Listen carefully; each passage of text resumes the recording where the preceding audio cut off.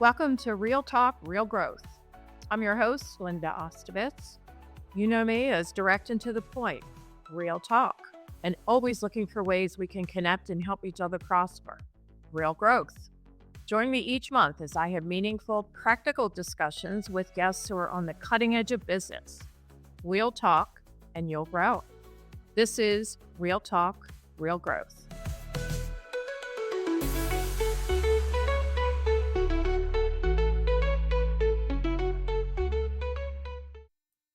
Hello, everyone. Welcome. Today, I have joining me Kristy Mumma, who is co-owner of Stewart Technologies. I met Kristy, I think, for the first time as a result of my involvement with the Howard County Chamber of Commerce, and got even closer to Kristy, I would say, in more recent times as she managed the most successful event that the Chamber has had lately, and that is the Women's Leadership Conference. We had hundreds and hundreds of attendees. We sold out. It was an amazing event. Kristy, thank you for your leadership and management of that event. And I'm glad that it was something that gave us opportunities to get to know each other a little better. So thank you and welcome. Oh, Linda, thank you so much for having me. I have interacted with you many different times through the chamber, and I always look forward to speaking with you. So I'm excited to have this conversation. Well, so are we. So, Kristy runs an organization which uses terms like IT and CRM and ERP and cybersecurity and other numbers and such that I'm not familiar with. They're overwhelming to me, which is why we have experts who do that kind of work. But, Kristy, just to give our audience a little bit of an idea, what does Stewart Technology do in a few sentences, if you would? Yeah, thank you so much. Stewart Technologies is a full service technology consulting provider, and we specialize in IT and accounting ERP technology solutions. And what we do with all of that word jumble is we work with businesses to ensure that their systems run efficiently, allowing the front and the back office to work better together. We help establish and optimize workflow. This could include networking, protecting, supporting, streamlining, and a lot of times helps customers with scaling in their environments. And this allows them to focus on their business and what they need to get done instead of worrying about the systems and the technology and the cybersecurity piece of that. Well, in addition to Kristy being a problem solver, as she's just indicated there in a more sophisticated manner than I just did, what drew me to Kristy and really an interest in having this discussion is the fact that she and her business partner were formerly employees of Stewart Technologies and made a big deal decision to buy the company and basically to make it their own, which has been a process that maybe a number of people who've been employees have crossed their minds sometimes. Gee, I could do this better. I could do this differently. I could expand our reach, all kinds of things, I guess, that go through people's minds. But Christy's actually done it. So, Christy, let's start with what is it that caused you to make the decision to go ahead and buy the company for which you had worked for, I believe, since 2000, 17 years, I think, right? Yes, yes. Yeah. So I had worked in different roles with the company for many years. I joined the firm right after I completed a 3-year contract on a Y2K project, and I was looking to move into consulting role. I had worked internally in internal support roles, and I knew that my ability to kind of flex and pivot, and you said before about that like strategic problem solver kind of role, like I would have more opportunity with that working in a external consulting fashion. And so I did join the firm in 2000, and I had various different roles through those years. And then my former boss announced that he was going to retire and that he was going to sell the firm. And I was a department manager at that time. And the other department manager, who is now my business partner, and we are co owners, we kind of paused when he said he was gonna sell the business, and we thought, "Well, we're here. We know the business, and honestly, we felt like had been running a fair amount of some of it ourselves. He had given us a lot of liberty in some areas, and we thought, "Well, why wouldn't you sell it to us first, right?" And so what we asked for was a right of first refusal, you could say, where give us the opportunity to give you an offer, and if we can't come to an arrangement, then, of course, his responsibility was to make his exit and to have that have financial value to him. So we came from a place of respect for our former boss and trust that he would work with us to find a place where we could be the owners. And it was a big leap, right? My current business partner and I, we had to really think about it, not because we didn't think we could do it, but because we knew that being an owner is very different than being an employee. We didn't know how much different till we got into it, but we knew it was different, and we knew that we would have to make changes in the business, some things we had already thought we needed to make, and we had my business partner had to have some deep discussions about could we commit to this, and fortunately, we were given that opportunity. That's great. You were referring to your business partner. Let's put a name on her and tell our listeners a little bit about your business partner, Tara.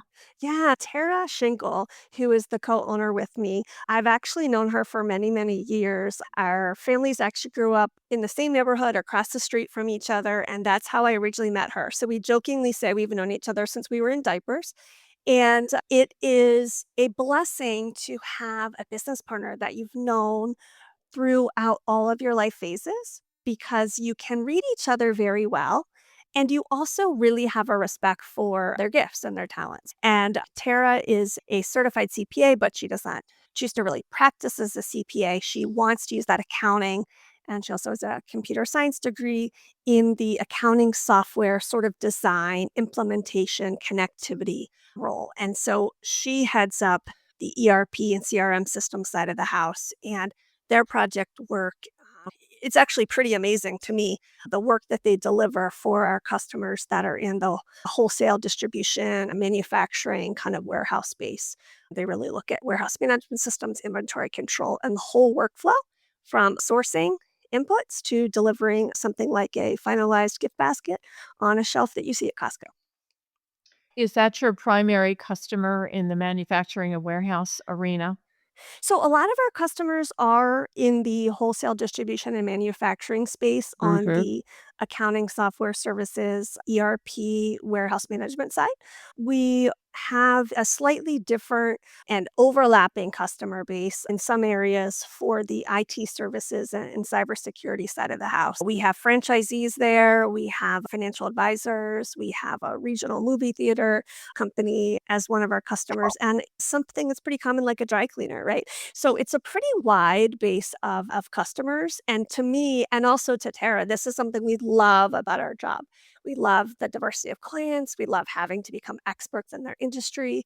And we have earned their trust over time so that they are involving us in some of their strategic business decisions, or they are looking for our ear. They're thinking about maybe expanding or taking on a new product line. And we just see that as such a compliment. And so it gets us really excited about serving them.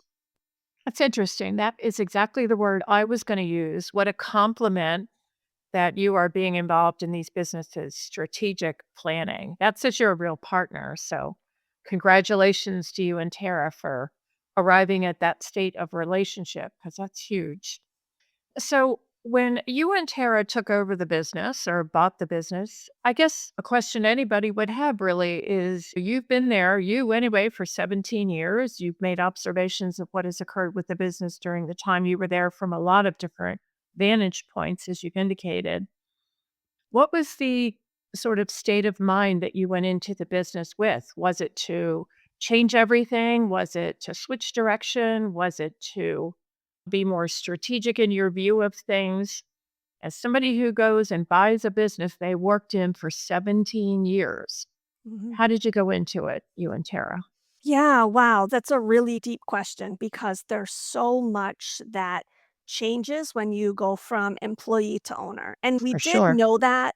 We respected what our boss had done in terms of running the company, right? And so we knew there were going to be components, some of which we didn't have expertise in. Give you an example of HR. We're not HR experts, so we knew there was going to be some gaps that we would have to augment, upskill, etc., hire our own business partners to address.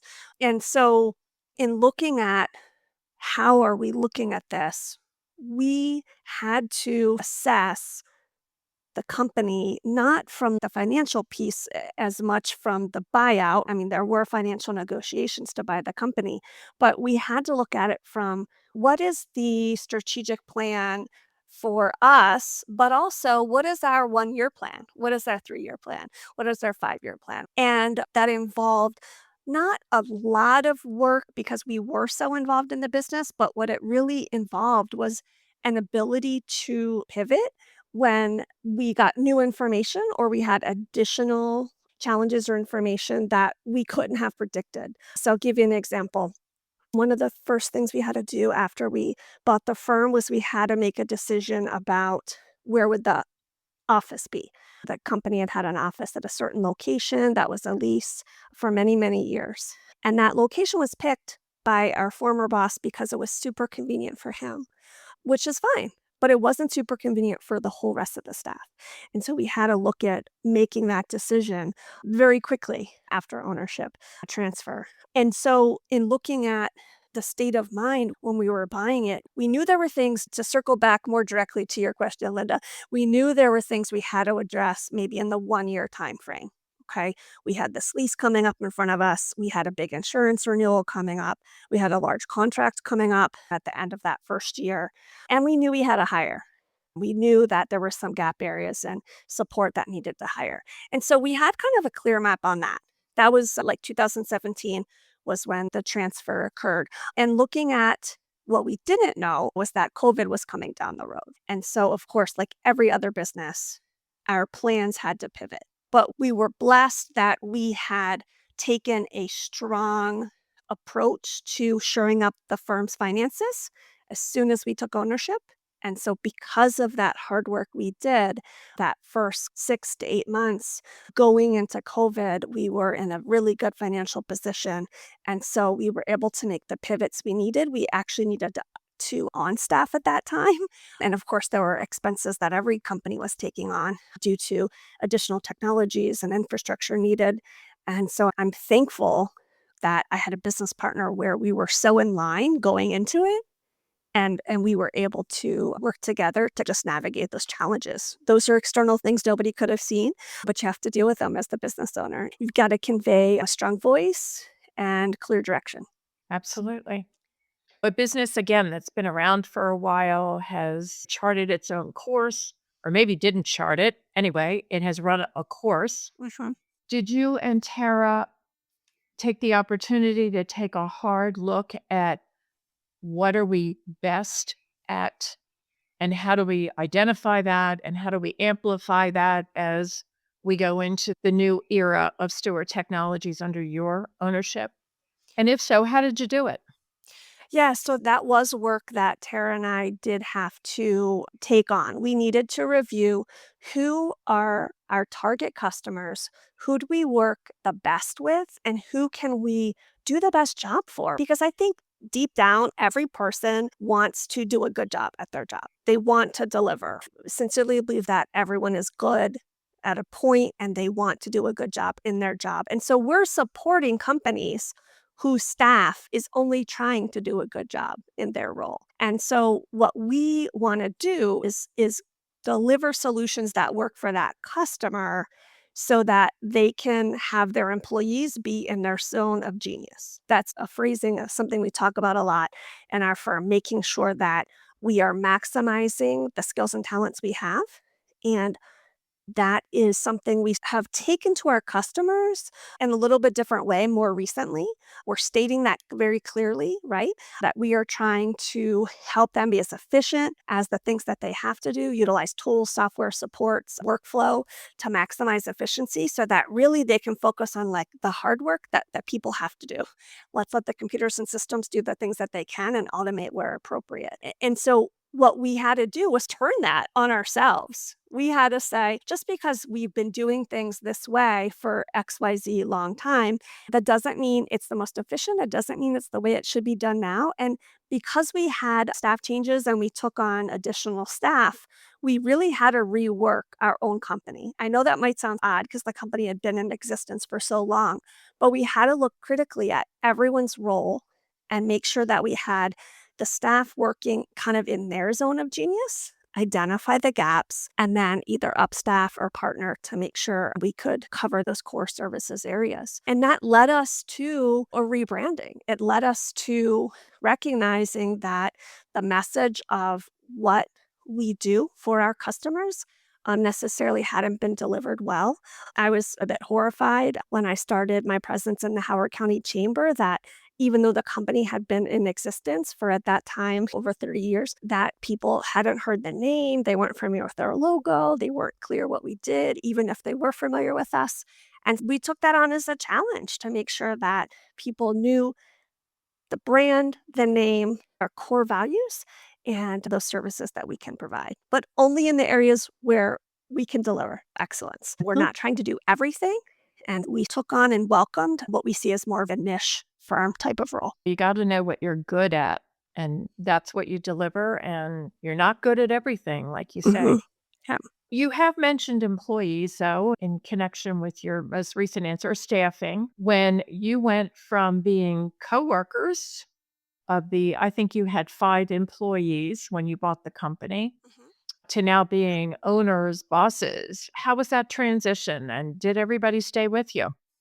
That's such an important component of the transition was how do we as the future new and then owners convey what our vision is for the firm and how the staff has such an important role in continuity of service, continuity of excellence, but also in that reshaping that I talked about. We had to look critically at the firm itself and our own procedures, and we needed the people that were doing the work in their zone of genius to share with us where they saw inefficiencies and where they knew that we needed to make changes and pivots. And so we had to have some really straightforward discussions about what those areas of improvement were. And also, another really important component that Tara and I was to make sure that we were talking to the staff about how valuable their role was. The firm could only be successful if we could continue to deliver on those small group that really knew who we were. We had a really strong reputation, and we needed to continue that as we transitioned and as ultimately we grew the firm. We have grown to a firm of 10 now. So there was a growth period, but we wanted to do that in a managed and strategic and thoughtful way. And that included getting the current staff to hear what we wanted to do and preview some of those changes. One example would be that we wanted to expand the benefits that were offered to the firm. We wanted to have more flexible work balance policies, which was pre-COVID, ironically, but there were things that we needed to be very specific about with them so that they understood we had really had thoughtful discussions about this, and then we had to also talk at that 10,000-foot view so they could see the vision. It was really about being direct and straightforward and transparent and making sure that we had a high level of communications. Now, with that being said, not everyone chose to stay with us, right? We had someone that sort of left and transitioned in their life, and we had someone that we weren't sure if they would stay, and they ultimately chose to make a career pivot when this opportunity came to Tara and I. I think that when you look at it in hindsight, what happened was what we thought would happen when Tara and I previewed it, and I think that's just because we were trying to be honest about what was in front of us. And I'm glad because I think you have to have the team behind you. And if they're not with your mission, your goals, your value, then it's not going to work anyway. And so I think the sooner that sort of is brought to the top, the better it is for everyone involved. We're so happy the team members that stayed with us, what a blessing that they have that organizational knowledge to bring with us. And it's also hard to think about our firm without the people that have recently joined us. And it really just is such a strong team now. And I'm so happy with who are members of our team. I'm just glad that it worked out the way it did. It's not all luck for sure. There was a lot of planning, and I know you. You're a planner, you're a thinker, you're an analytical person, and you don't make a move without analyzing it. The one person who left that was, I'm gonna say, somewhat unanticipated, did that cause you any problems with delivering services to your clients? I would say that through the very hard work of the remaining team and those new folks that I had said we had staffed up in a couple support areas, through the hard work of those team members, we were able to hold the line. But we did have to be very, very thoughtful about project timing, projects we committed to. And we had to be transparent with our customers that had some very large projects coming up. We had to make phone calls to talk about timing and to talk about transition and resources. And I think that earned actually a deeper, even respect from the customers that were the very few customers that were involved in that because they recognized that we were thinking about them, right? We were really focused on making sure that our quality didn't change during the transition, and we were able to hold that, but it was only because the efforts of the team. Sometimes that situation, like you say, where you have to fall on your sword a little bit, really does strengthen the relationship between you and a client because not everybody's that honest and that direct. When you are, I do think your consumer really and truly does appreciate that. Well, we're in the support business, right? I think our customers get that. Ultimately, they're counting on us for services or project completions that they need to deliver to their customers. So we have to start, Stewart Technologies, we have to start from that role of support and empathy in a way. We have to say to them, "We know you're counting on us, and we don't wanna let you down.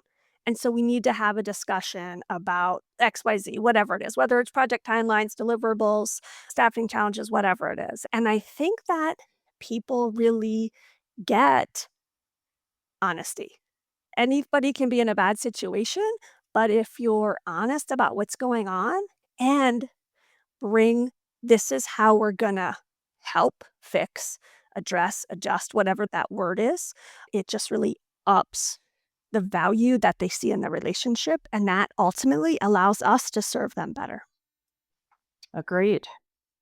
So we've talked about your acquisition and staffing and so forth. Let's talk about budgeting. Again, this business has been operating for how many years before you bought it? Yeah, so but it been in operation for over 30 years, yeah. 30 years when Mhm, you buy it. mm, And again, I'm sure it had a history of how budgeting was done and what mhm, was traditionally spent on and not spent on. mhm. You buy this business. How did you handle budgeting? I guess you got left with a budget or inherited a budget is a better term. Yeah, yeah, that's a great question, and boy, this was one that we probably didn't see we would have to put as much work into from that beginning, but now reflecting on it, I'm glad we did, so let me fill in the middle there. So we did, and we did inherit a budget, and because my business partner and I were former department managers, we had some influence on budgeting before and inputs on budget.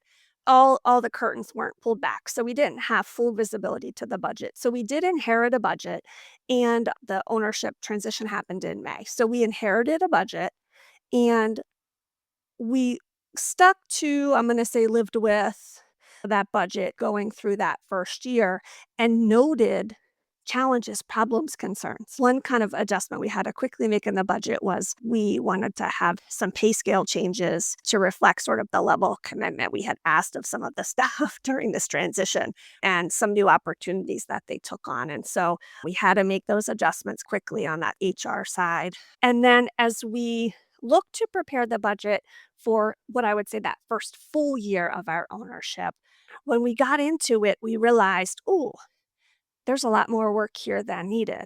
Not because it was off or a mess or anything like that, but because we realized that we needed to get our priorities into the budget. And how your budget is projecting your staffing, your expenses, your investments, all of those things. That is basically your growth, if that's your target, or it's delivering on what your plan is for that year and beyond. The first year, we did a lot of work in the budget. But what we learned was that we had to do even more work and we had to start sooner.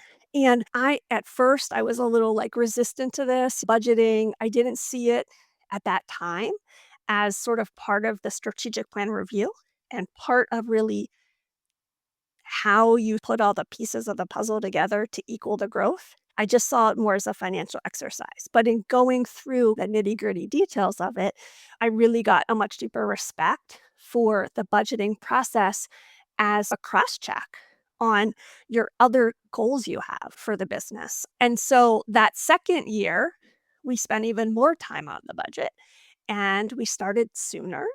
And what was a great result of that was that we actually put in kind of a new endeavor of making sure that we increased our interactions with our staff and increased what we're now calling mentoring sessions, where we have, in addition to work reviews or project planning meetings, we're looking at what is their growth plan as individuals, as professionals, in addition to someone that's part of our company. And that was work when we were looking at year end reviews and staff reviews. We had these amazing interactions with our team, and we realized we wanted to do more of this because it really added such a depth to the relationship and kind of that sticky connection with the employee and the employer. And that was something that came out of the budget review process that originally I was pretty standoffish about, but now I have such a respect for it. And we are now starting our budget review and planning process sooner. We're looking at it as soon as September hits. And our goal is to have it done early November, but there's always tweaks. And some contracts aren't even out available for input until closer to the end of the year. But it's something that we inherited. We had to tweak slightly, we had to change, and then we really had to dive into it. So now that we're beyond kind of those first 5 years, I feel like it is only increasing our ability as owners to dive into the company at deeper levels every time we look into that budget. And now it belongs to you, right? It's not a legacy budget anymore. It's now yours. Mm. For better or worse. Well, I'm sure it's for the better. I don't know Tara, but I know you. So I'm sure that it's for the better. One of the things that has recently invaded, if you will, the lives of people like you who provide IT services is the fact that your service is going to be taxed now.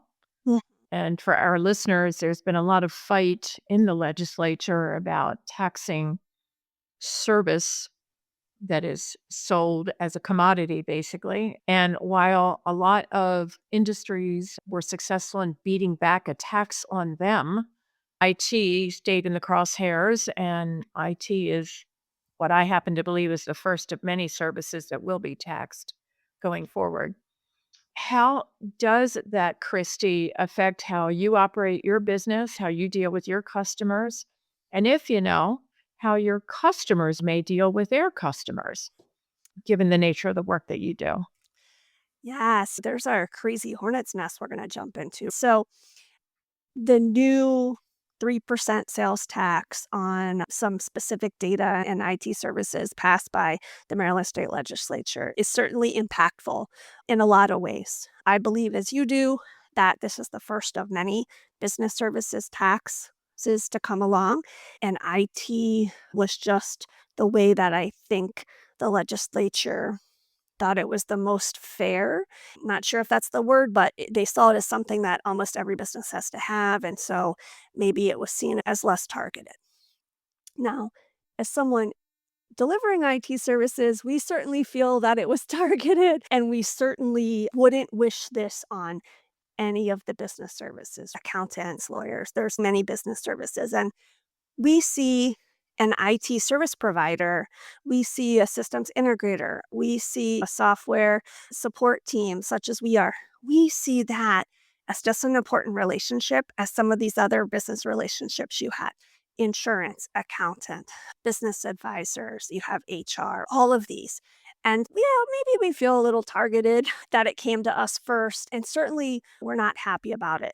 What we have, though, is an opportunity to have really clear communications with our customers about the fact that one, this is coming. In technology, IT automation, cybersecurity, a lot of our role is education based. We are having discussions with our customers in areas where they have hired us because they're not experts in them. And so we have an educational piece to a lot of these discussions, and this is similar. And so the first thing we're going to have is messaging to our customer base and broader through our social media channels regarding the fact that this service is coming down the pipe. It does go into effect July 1st, 2025. Talk about budgeting, right? Here's something that wasn't in the budget for anyone, including us, and now it's coming down the pipe. So as a service provider, we will actually have a double hit on this because we now have the administrative burden of collecting a tax for the state that we're taxing onto our customers that they don't want to be paying, really. And as a consumer ourselves, like a distribution channel type of situation of many IT services and softwares, we will also be paying this service. I think our firm, like many other in the IT services field, are not happy about it. I see it really as something that is not going to help where Maryland wants to go in the state of being the IT cyber capital of the world, because this is now a tax that anyone in the industry will be paying and also dealing with on a consumption side. I hope I hit on that. Linda, I could just talk about this tax all day. You can really tell it gets under my skin a little bit. And you know what? You're the first of many people whose skin it will get under because I believe, as sure as I sit here, that, I'm an attorney. My firm, our service, we're going to get taxed. There's no question. And like you're saying, maybe you all got nailed first because there's very few people I'm aware of who can do business without needing IT services. But you did answer my question. So thank you for that. So let me ask you from a broader scale. You've jumped off that cliff and you bought this business and you made it work and hired the staff that you're happy having, and it sounds like you're very pleased with your business partner and so forth. What does the future of Stewart Technologies look like? What will we see as you continue to share your brand with us? When I look at where the company has grown, we're now at a staff of 10. We're already looking to add more staff. We'll make another hire before the end of the year. We'll make another hire early in next year. So, as we continue that growth, we are looking for managed targeted growth as we own our role as that niche business for companies who have wholesale distribution, manufacturing needs. And for those companies that are in the small to mid-size businesses, mostly in the Mid-Atlantic or with their headquarters on the East Coast, that they need that IT superpower. They know that something isn't right. They know that things aren't as smooth as they could be, and they just don't even know maybe where to start. And so that's where our holistic 10,000-foot view really allows them and their businesses to shine.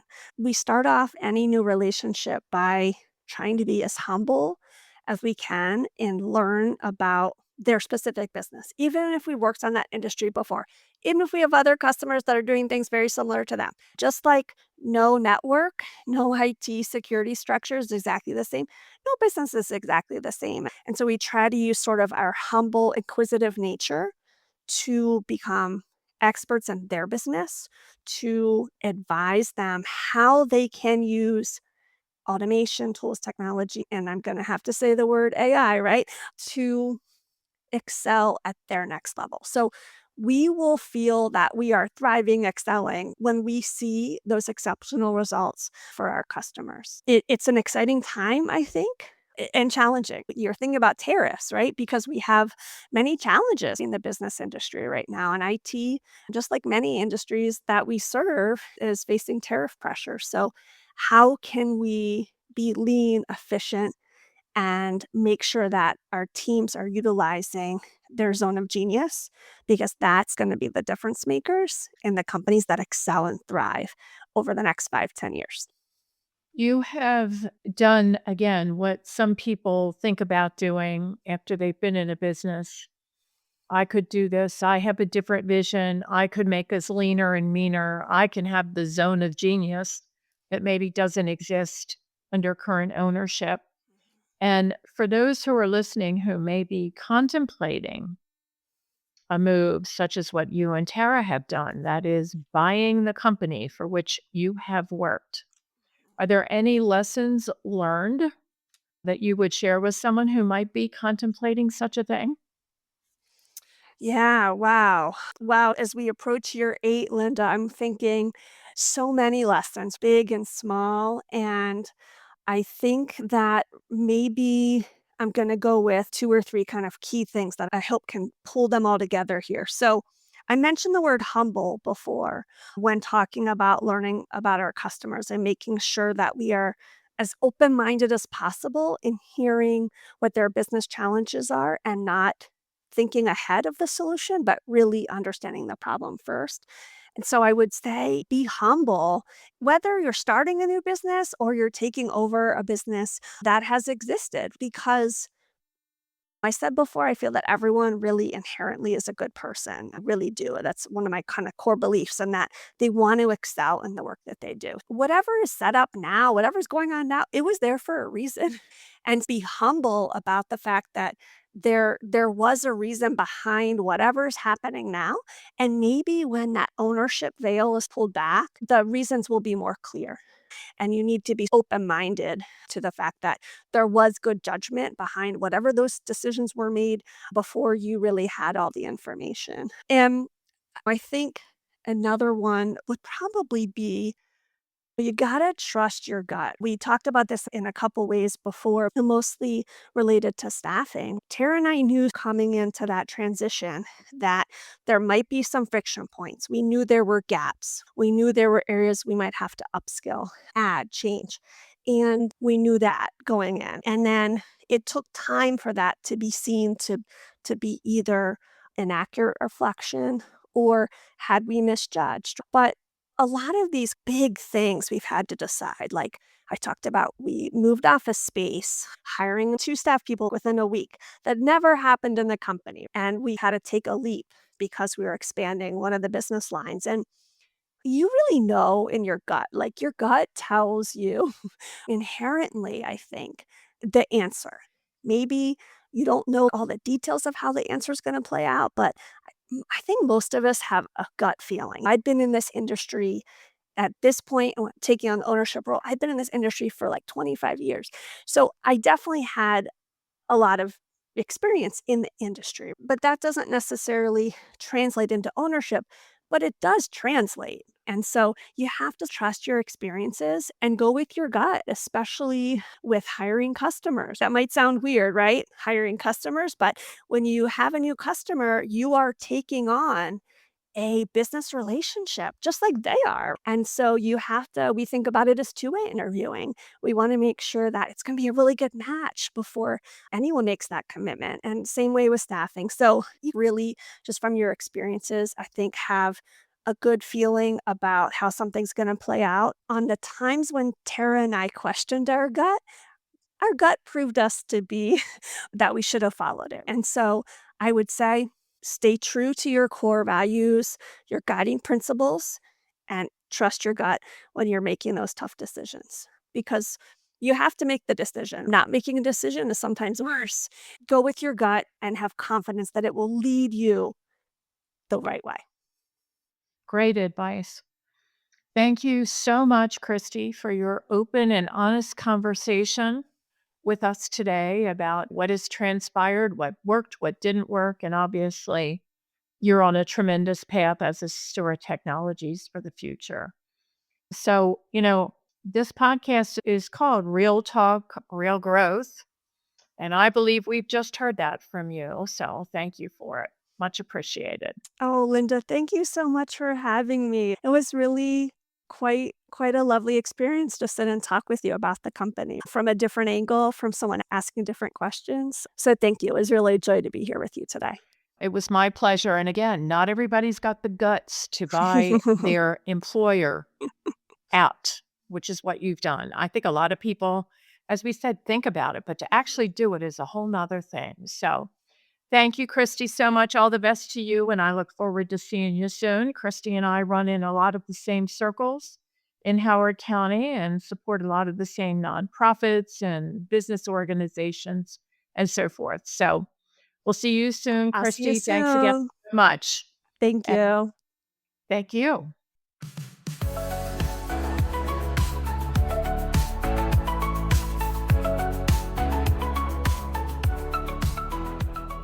Please be sure to like and to subscribe to Real Talk, Real Growth, wherever podcasts are found. Join me each month as we discuss a new topic of interest. We'll talk and you'll grow.